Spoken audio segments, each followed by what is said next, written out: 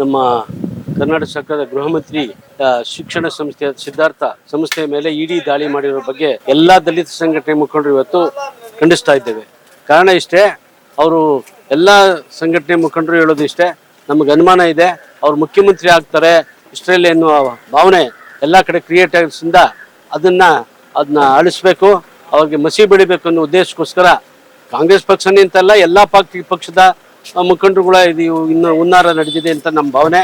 ಅದರಿಂದ ಈ ರೀತಿ ಏನಾದರೂ ಪರಮೇಶ್ವರ್ ಮೇಲೆ ಇಲ್ಲ ಸಲ್ಲದ ಆರೋಪ ಮುಂದೆ ಮಾಡೋದಾದ್ರೆ ಎಲ್ಲ ಗ್ರಾಮೀಣ ಪ್ರದೇಶದಲ್ಲಿ ಕೂಡ ಎಲ್ಲ ಜಿಲ್ಲೆಯಲ್ಲೂ ಕೂಡ ಎಲ್ಲ ಕಡೆ ನಾವು ಪ್ರತಿಭಟನೆ ಮಾಡಬೇಕಾಯ್ತದೆ ಅಂತ ಈ ಮೂಲಕ ಎಚ್ಚರಿಕೆ ಕೊಡ್ತಾ ಇದ್ದೇವೆ. ನಮ್ಮ ಪರಮೇಶ್ವರ್ ನಮ್ಮ ಹೆಮ್ಮೆ. ಈ ಸಮುದಾಯದಲ್ಲಿ ಪ್ರಬಲವಾಗಿ ಬೆಳೆದಿರುವಂತಹ ಸಜ್ಜನ ರಾಜಕಾರಣ.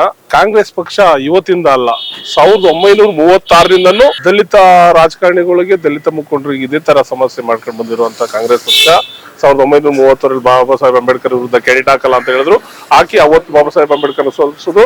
1952ರಲ್ಲೂ ಬಾಬಾ ಸಾಹೇಬ್ ಅಂಬೇಡ್ಕರ್ ವಿರುದ್ಧ ಕೆಡಿಟ್ ಹಾಕಲ್ಲ ಅಂದ್ರು, ಅವತ್ತು ಇದೇ ತರ ಕಾಂಗ್ರೆಸ್ ಪಕ್ಷ ಮಾಡೋದು. 1990ರ ದಶಕದ ನಂತರ ಮಲ್ಲಿಕಾರ್ಜುನ ಖರ್ಗೆ ಅವರು ಮುಖ್ಯಮಂತ್ರಿ ಆದ ಸಂದರ್ಭದಲ್ಲಿ ಅವರನ್ನು ಇದೇ ರೀತಿ ಮಾಡಿದ್ರು.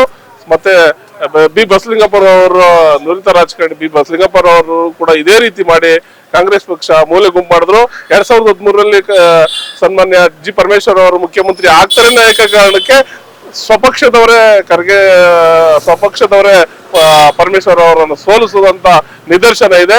ಈಗೂ ಮುಖ್ಯಮಂತ್ರಿ ಆಗ್ತಾರೆ ಅನ್ನೋ ಒಂದು ವಯಸ್ಸಿರೋದ್ರಿಂದ ಅವರ ವಿರುದ್ಧ ಕಾಂಗ್ರೆಸ್ನ ಪ್ರಭಾವಿ ರಾಜಕಾರಣಿಗಳು ಅವರ ವಿರುದ್ಧ ಷಡ್ಯಂತ್ರ ಮಾಡಿರೋದು ತಮ್ಮ ಮಾಧ್ಯಮದಲ್ಲೆಲ್ಲ ಬರ್ತಾ ಇದೆ.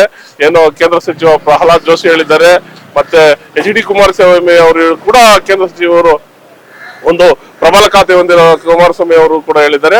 ಹಾಗಾಗಿ ಏನು ಈ ಒಂದು ಷಡ್ಯಂತ್ರ ಯಾವ ಕಾರಣಕ್ಕೂ ನಡೆಯಲ್ಲ, ಇದು ವಿಷಯದ ವ್ಯಕ್ತಪಡಿಸ್ತೀವಿ ನಾವು.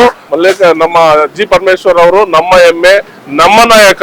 ಅವ್ರು ಯಾವುದೇ ಕಾರಣಕ್ಕೂ ಅವ್ರಿಗೆ ಇಡೀ ದಾಳಿ ಮಾಡಿರೋದು ಕಾನೂನಾತ್ಮಕ ದಾಳಿ ಮಾಡಲಿ, ಇದು ಉದ್ದೇಶ ಪೂರ್ವಕವಾಗಿ ಅವರು ಮುಖ್ಯಮಂತ್ರಿ ರೇಸಲ್ಲಿದ್ದಾರೆ ಅನ್ನೋ ಏಕೈಕ ಕಾರಣಕ್ಕೋಸ್ಕರ ಇದನ್ನ ನಡೆಸ್ತಾರೆ ಷಡ್ಯಂತ್ರ.